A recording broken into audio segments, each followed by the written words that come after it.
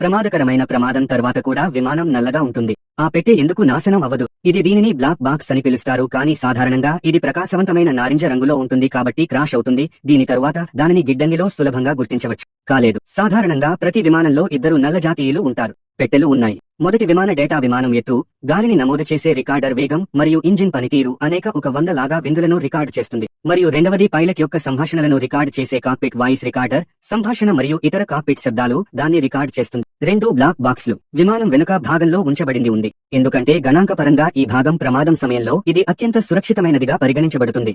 లో బాక్సుల బయటి పొరను తయారు చేయడానికి క్రష్ చేయండి. ప్రూఫ్ టైటానియం లేదా స్టెయిన్లెస్ స్టీల్ వాడకం అది పూర్తయింది, మరియు దాని లోపల 1 అంగుళం మందం ఉంటుంది. పొడి సిలికా నుండి తయారైన అధిక ఉష్ణోగ్రత ఒక ఇన్సులేషన్ పొర ఉంది. ఈ అవే పదార్థాలు దీని కారణంగా ఇది భూమి గురుత్వాకర్షణ శక్తి కంటే 3400 రెట్లు ఎక్కువ అధిక శక్తి మరియు 1100 డిగ్రీల సెల్సియస్ వేడిని తట్టుకోగలదు.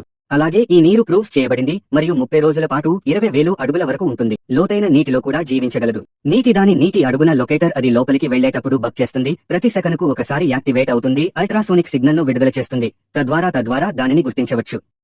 దాదాపు ఈ రోజు అన్ని విమాన ప్రమాద కేసులను ఈ నలుపు అని పిలుస్తారు సాల్వింగ్ బాక్స్లు.